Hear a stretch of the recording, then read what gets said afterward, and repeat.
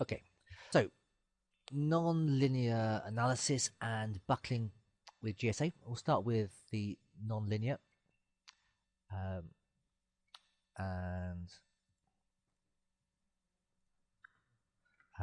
then move on to the buckling part first. So first of all, non-linear. I'll go through some basics first. Linear analysis, of course, is the sort of default analysis, and it's based on a number of assumptions which may or may not be appropriate. Now, linear analysis, everything about it in that is linear. So the displacement strain relationship, the stress strain relationships are both linear, which means if you double the load, you double the displacement, double the stress, double the strain, and so on. Also, that the equilibrium conditions are established at the original non-deformed geometry, which means you don't worry about what shape the structure ends at. You start with how the structure is to begin with, and do all the your sums based on that. Because the analysis is linear, then the end results are linear as well. And the implication is things are both based on the sort of the initial vertical, horizontal type geometry, undeformed geometries, which means you can do things like combine results and so on, but if you get large deformations or large strains and so on, the results are not going to be accurate. Now, it's quite possible that all structures are actually non-linear.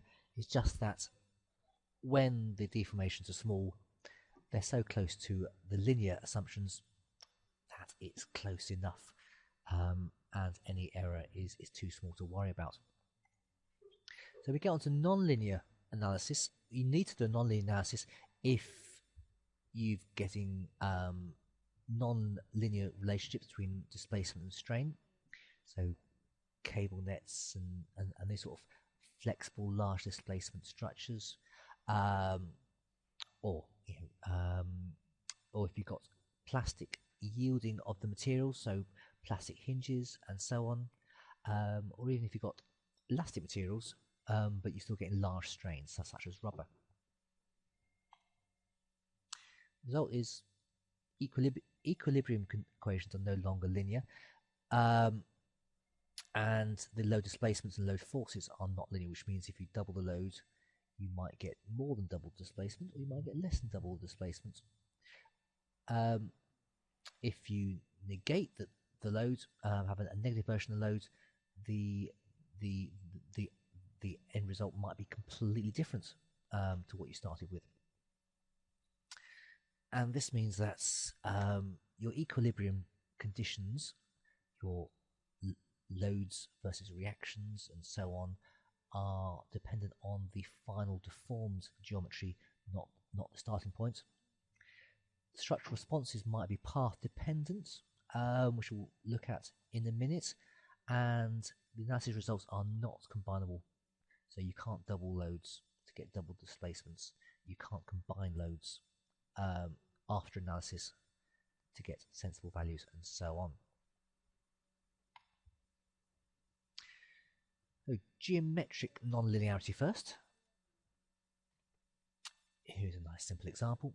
A cantilever with a shear force Q and an axial load P. And first year university stuff, reaction F equals P, reaction V equals Q, or equal and opposite, and the moment is equal to the force Q times the height of that column. Now, when we look at nonlinear analysis, we have to take into account the deflection, or alternatively, if you've got a large deflection, you have to run a nonlinear analysis, depending on how you want to look at it. And now the reactions F, V and M are a combination of both the forces Q and P. For example, the moment is q times the height, but also p times the displacement delta, p delta effects.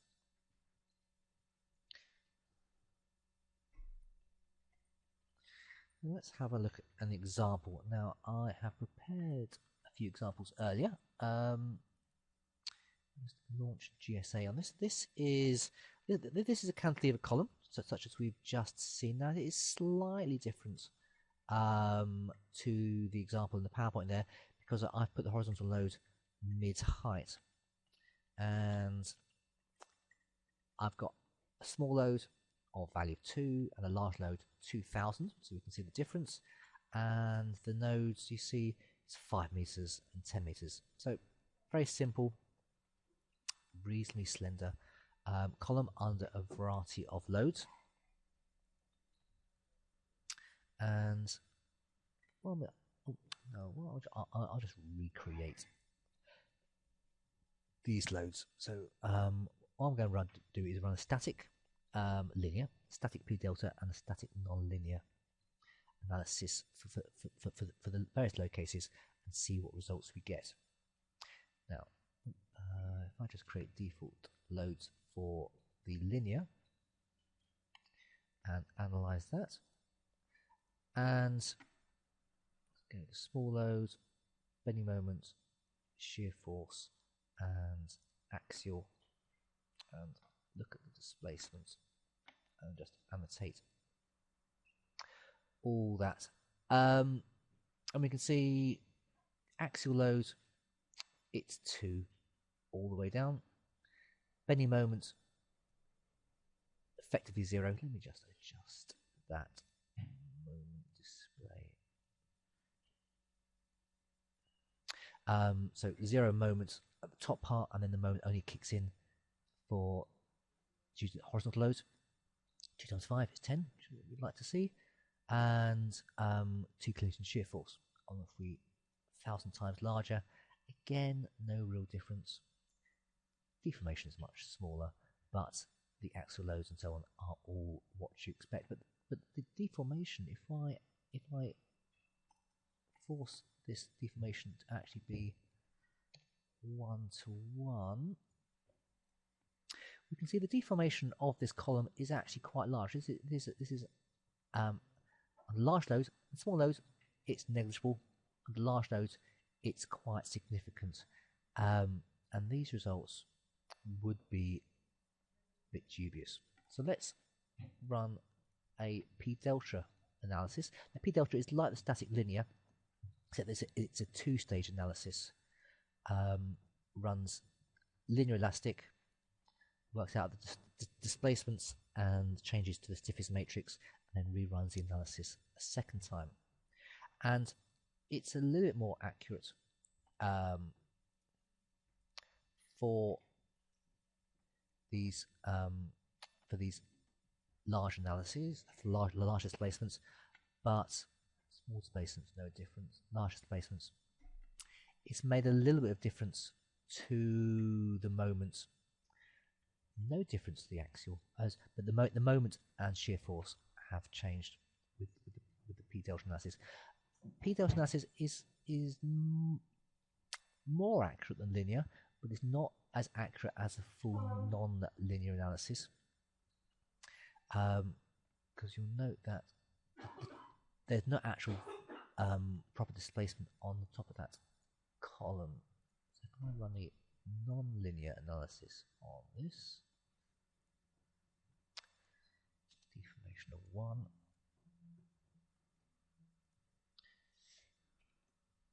and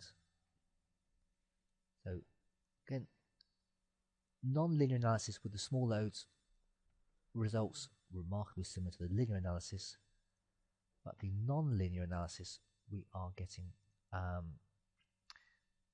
reduced axial loads but increased bending moments and shear forces, and you'll note that you're actually getting a curvature. If I go back to the p delta analysis, it's selecting sideways, but it's not actually shortening the column, or at least keep the column the same length, which is a bit dubious. So, so the non-linear analysis giving a much better a result you can be more confident in for these sort of large deflections. And that's now with this non-linear analysis, we can do some quite interesting things. Various things we were told not to do back at university, and here is a beam which is actually a 3-pin beam, pinned at the ends, pinned in the middle, with a vertical load on there. And I've already got a non-linear analysis. A linear analysis on this would fail, or at least produce very spurious results.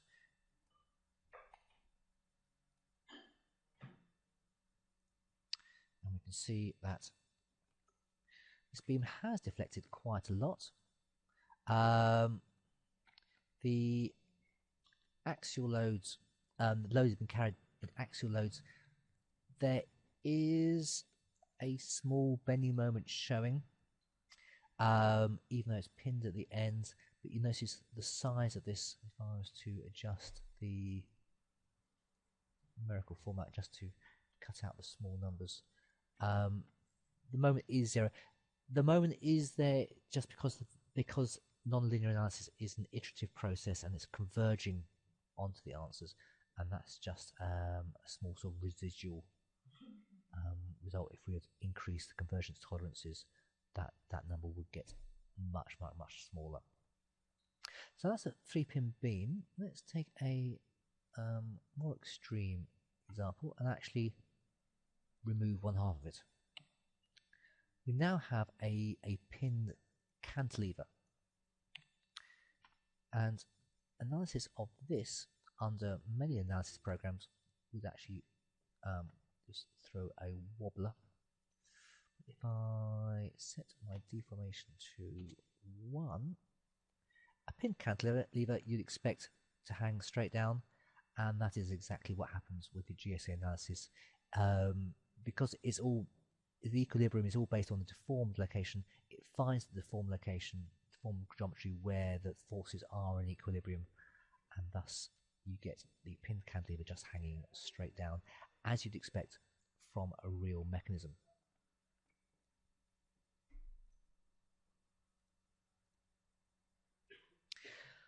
We have non-linear elements in GSA as well, quite a few.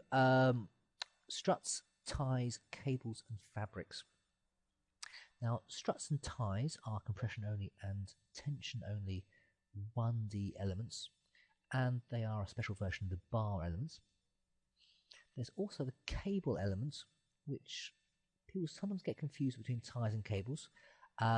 Cables are special elements in that they're chain elements, and the tension remains constant all the way along the chain of elements, which means basically the nodes are free to move along the length of the cable. In the right conditions, these are wonderful. If you don't quite understand what you're doing, the cable elements can produce some quite surprising results. So use them with caution, but they're very powerful if you know what you're doing. There are also fabric elements, which are tension only 2D elements based on fabrics, and these elements we'll be looking at in more detail in next month's webinar. But meanwhile, let's have a look at the other elements. So I happen to have where has it got to? There we go. Happen to have a model already prepared, and you can see the we have three bays with cross bracing and a single load, and in the first bay we have bar elements, tension and compression. The second bay, tie elements, and the last bay, struts. So tension and compression, tension only, compression only. Now the interesting thing about struts and ties is that we can run a linear analysis on them even though they're non-linear elements.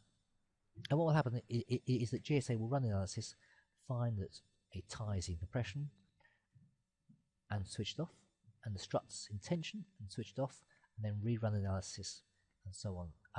So this can be iterative, and so you get a warning there about the iterative solutions.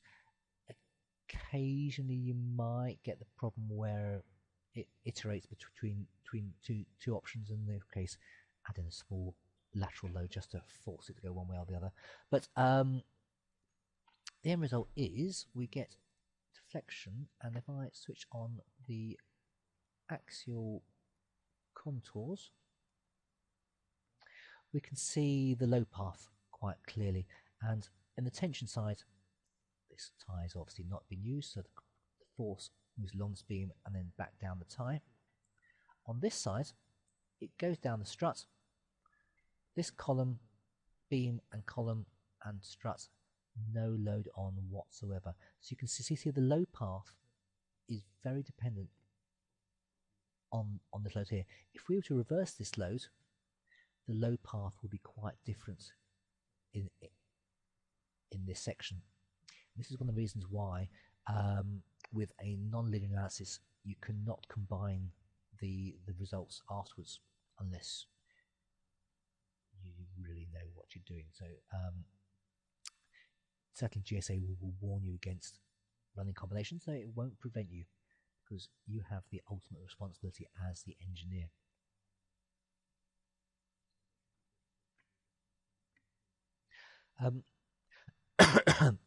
Now, much about ties and cables. I might just create a new model to demonstrate this. I'll cheat and use the snap grid, and what I'm going to do is I'm just going to draw on two elements.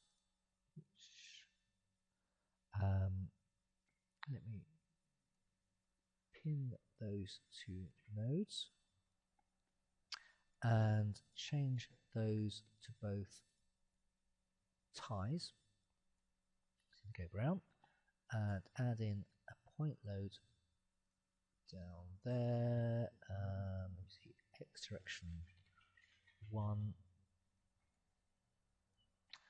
and add an additional Y load.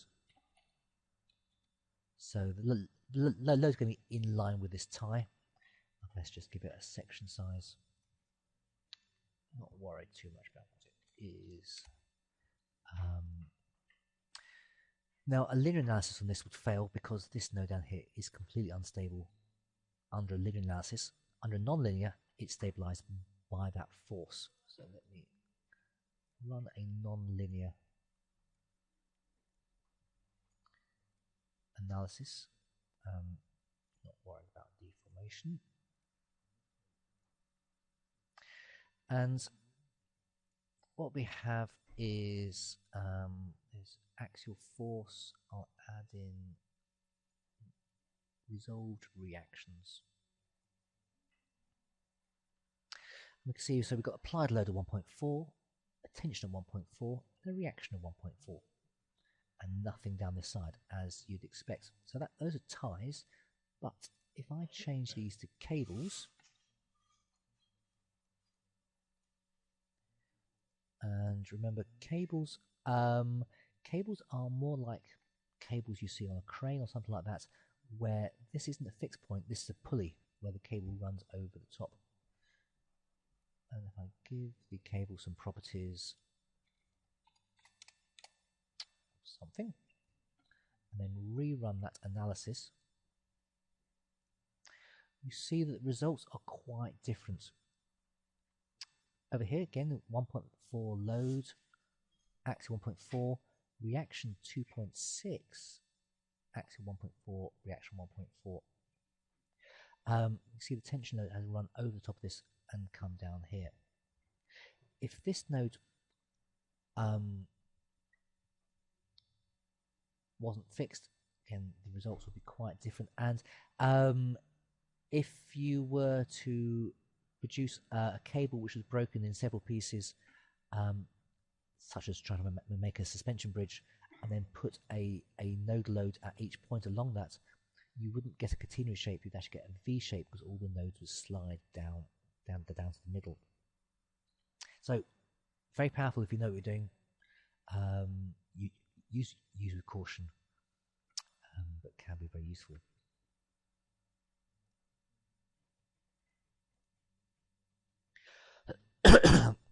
Material non-linearity. Okay, real engineering materials have stress strain curve, perhaps something like this. This is something which looks vaguely like a steel stress strain curve. The material curve we actually use in GSA is an elastic plastic curve. So it's a straight line up to yield point and then a fully yielded value. So it's good for plastic hinges with a moderate deformation on them, but doesn't take into account strain hardening. So just watch out for that. So let's look in action now. I have a beam already set up. And what we have here is a 2-span beam with uniform load on, and I've broken up into a number of pieces just so we can see what goes on inside the beam a bit better. And now this section we get we're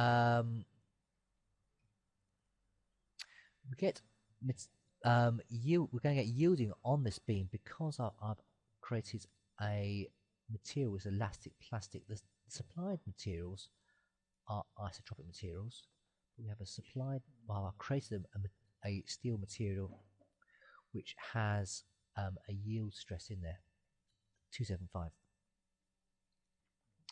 And if I run my linear and non-linear analysis, we'll get some slightly different results. We get see we've got some yielding under the non-linear analysis.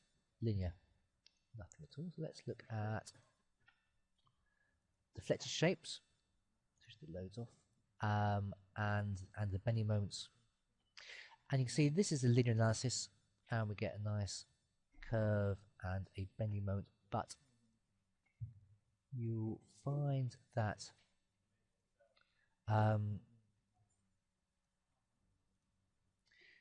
the stresses at the middle of the beam, 484, quite far above the allowable strain or stress on that material. Remember the report said we were getting yielding in bending. So if I look at the non-linear analysis, we see we have yielding at the midpoint. We've also got partial yielding at these points here. So the deflected shape is quite different to the linear analysis because with the effects of the 3 plastic hinges. The span hinges are not fully formed, which means the model is still in this configuration. If we had full yield, these endpoints would actually sort of collapse into the middle. So we're coming close to collapse on this beam, but not quite there. But as you can see, the results from the non-linear to the linear analysis quite different.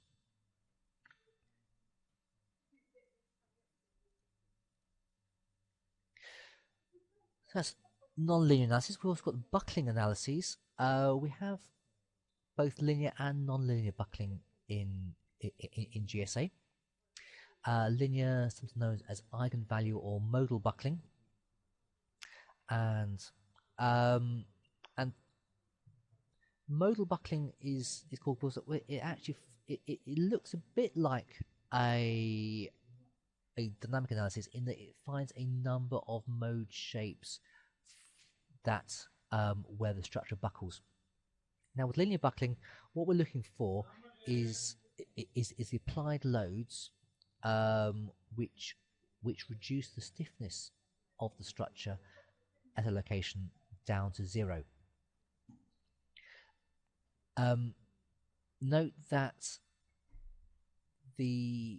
because it's a linear analysis, the loads, it's all calculated on the initial undeformed shape, so the actual deformation values, the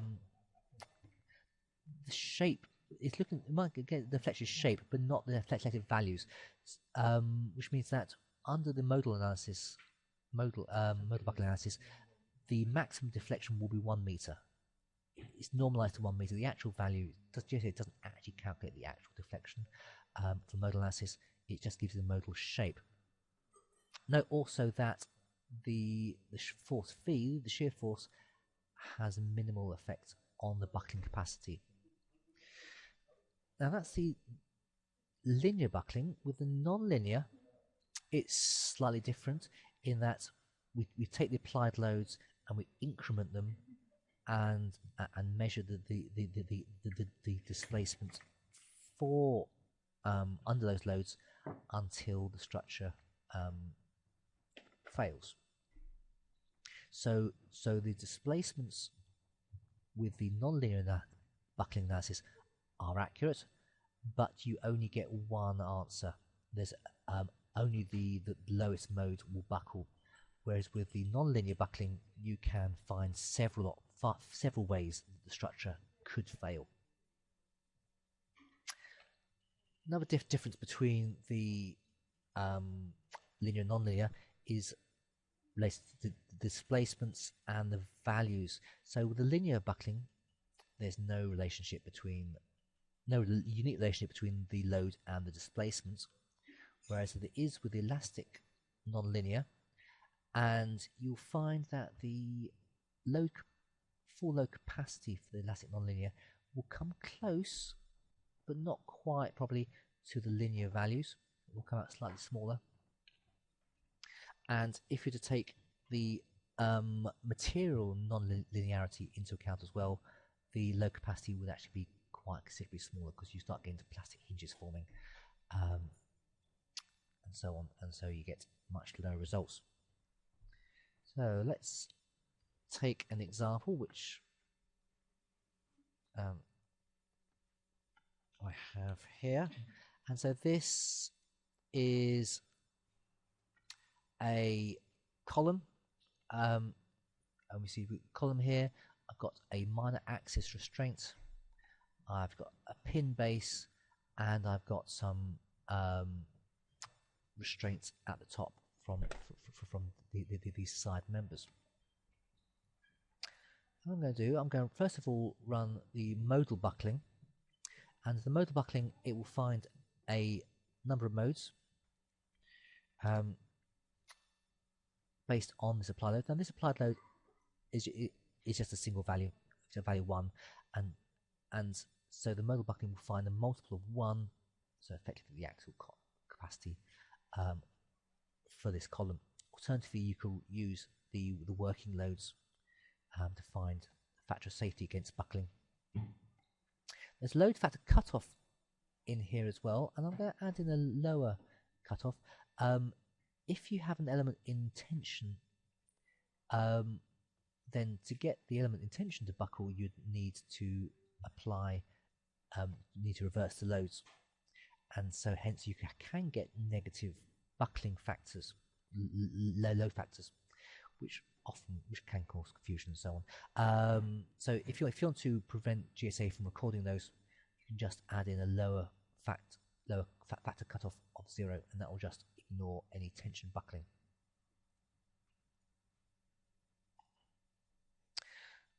Another thing to note, of course, with this modal buckling is the elements are split at mid height. If you don't do this, the results will much degraded, because the buckling calculations are done at the nodal points. In fact, like all FE analysis, it's actually done at the nodal points, and you won't get the buckling correctly. So here we can see the first mode, major axis mode, buckling factor of 642. Then we're getting a minor axis buckling, 819. Another minor axis, 1512, and the major axis, 1895. Oh, we can see these.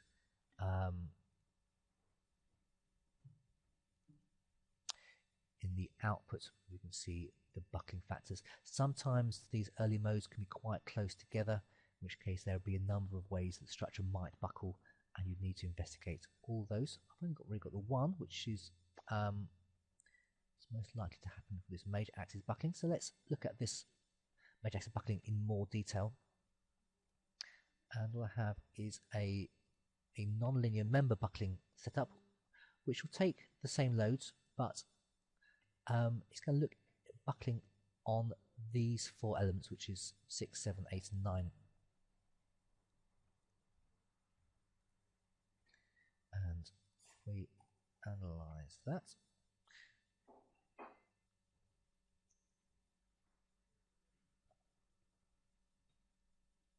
you see it's incrementing the loads.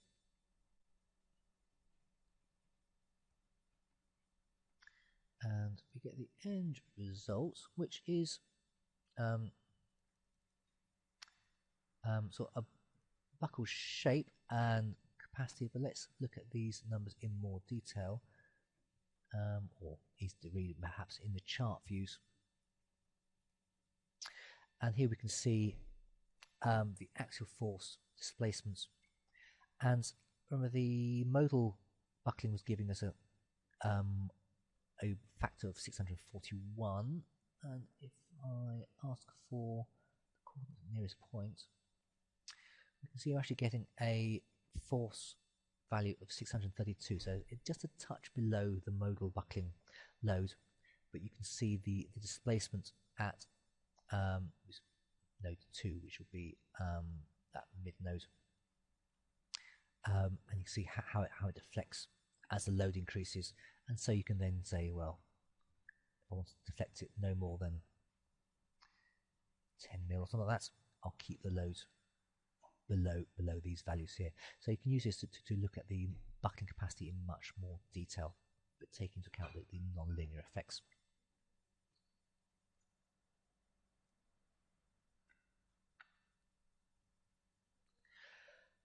I mentioned about non-linear analysis cases and combinations, and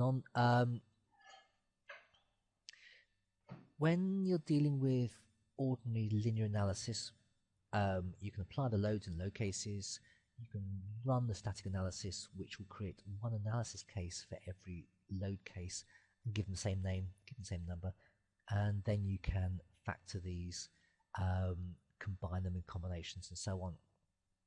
Now, with the non-linear analysis, this is not actually acceptable.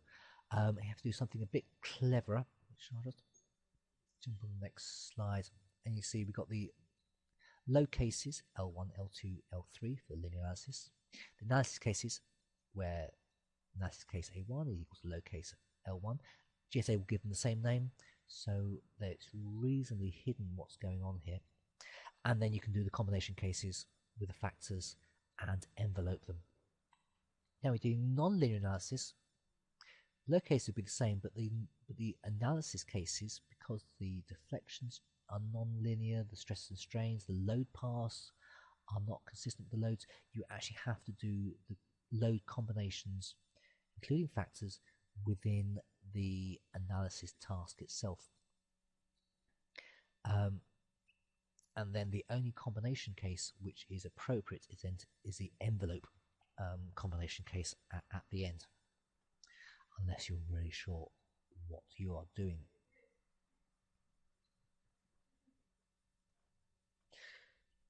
For the nonlinear analysis, GSA uses a method called dynamic relaxation, which might be a bit different to some programs. And what this essentially is a dynamic method.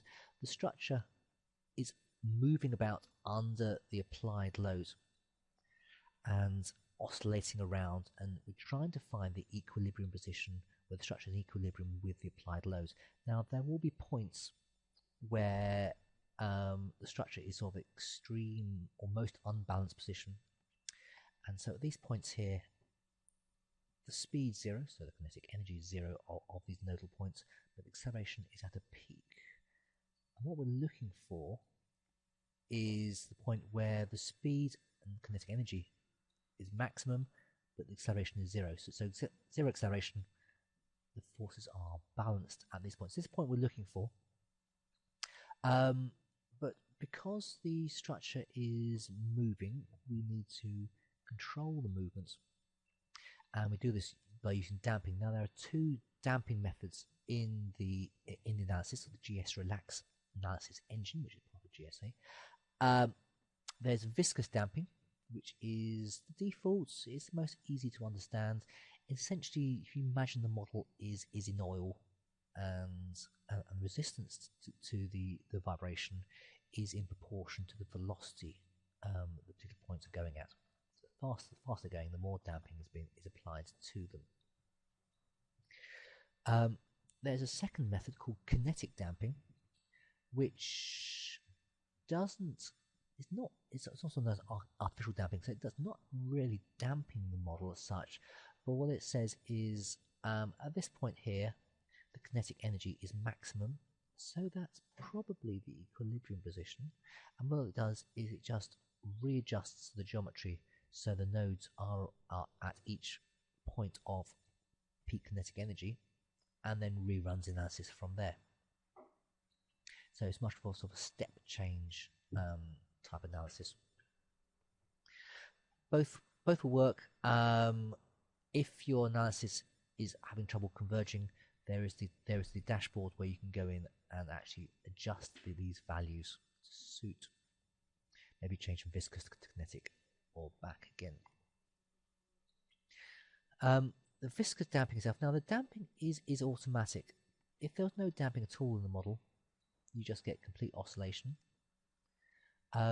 If the damping is just small, what we call critical damping. So critical damping is the damping where the structure achieves equilibrium in the fastest possible time. Then you'll see you get sort of slight overshoot and return to convergence here. If the damping is larger than critical, then it doesn't actually overshoot, doesn't actually reach final value, but then goes here. GSA will control the damping automatically, but again, if you're not getting convergence in a sensible time, you can go in and manually adjust the damping values, and sometimes taking control can help things along. So there's GSA in detail. Let's have a look at a few examples where GSA nonlinear analysis has been used to great effect. This is Beijing Olympics, 2008. Steel frame, but particularly here we're looking at the ETFE cladding. ETFE cladding is foil pressurized bubbles and very much non-linear tension only elements. Loads are resisted but by the internal pressures and so on. Another sort of fabric type structure. This is actually a mylar conic fabric structures from the Museum of Modern Art in New York from a couple of years ago.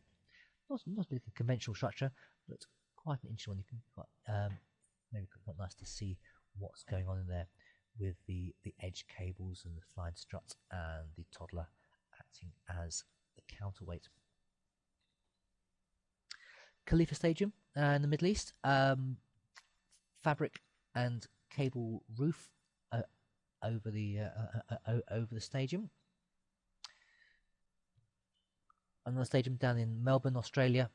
You can see the flying struts, and most of the struts are pin based, so they are stabilized by the cables, and the cables are held up by the struts. So everything working together to support that cantilevering roof. Another non-linear cable structure, Singapore Flyer, Ferris wheel in Singapore, as you might imagine. slightly different nonlinear analysis problem. This is the United States Air Force Memorial, which is a concrete composite structure. Main location here is actually wind-induced vibration, and vibration is dependent on the element stiffness, and being reinforced concrete, as it deflects, the concrete cracks and its stiffness changes and hence affects the vibration characteristics. So quite an interesting little iterative analysis to get the answers on that one. Other interesting project. This is the Royal Ontario Museum in Toronto, and that is a photograph. Kurilpa Bridge in Brisbane, the world's first tensegrity bridge. Got a case study on this on the website. Infinity Footbridge, Expedition Engineers award-winning footbridge, won the iStruck T Supreme Award in 2009. Longest footbridge in the UK, span of 120 metres. Something a bit more recent, London Olympics. Most of the structures of the London Olympics were actually GSA projects. These are 3 examples. The shooting gallery, designed by multiple dolls. You see the fabric structures on these. The velodrome by Expedition Engineering won the iStruck T Supreme Award in 2011. And the main stadium by Bureau Happels. And you see the fabric structures actually sort of hide what's going on here. So this is essentially a bicycle wheel of cables, which these cables are then supporting the lighting rigs and so on. Very, very daring design, and won a number of awards as well. So at this point, I will hand back to Nick. Okay, let's have a look. Let's let's have a look in this model here. Let me just delete these results. So under the buckling analysis, if I go the last page, we see this advanced button. And there are some options in it. Let me change over to sparse direct. There are a number of stiffness options in here. Sparse direct are the sort of modern analysis options, much quicker than the old active column or conjugate gradient. The parallel direct means if you've got multiple cores, it will take those into account in the analysis. Under the eigensolution tab, this is looking at sort of the iterations. Now, the subspace iteration Jacobi method. This has been in GSA for quite a while, and I mean modal analysis is an iterative process, and there are a number of iterations now. Actually, that modern defaults is, so say, recommend 24, and there'll be these Jacobi iterations within the subspace iterations, trying to find the values. We've just introduced the subspace iteration with shifting and locking, which is a slightly more advanced form, and it's generally much quicker. But we've not defaulted it yet because this is the first time out. So advanced users have been testing this new option. And the results are coming back looking very good. So this will be the default eigensolver version very shortly. And there are options here, not so much Jacobi, but you can then look at the sort of shift strategy and change this. Now, we had a developers masterclass back in the autumn time, and this was one of the topics they were looking at in more detail, what these various values actually mean. But sparse parallel direct and subspace iteration with shifting locking tend to give you the quickest results. Actually, while I'm here, I'll quickly show you results as well. Now, this because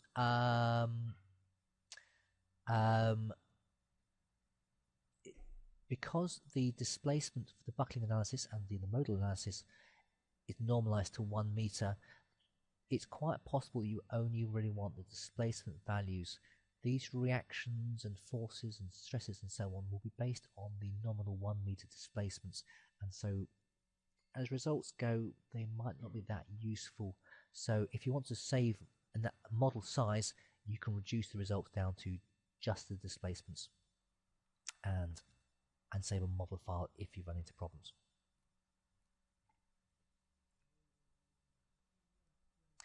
Okay.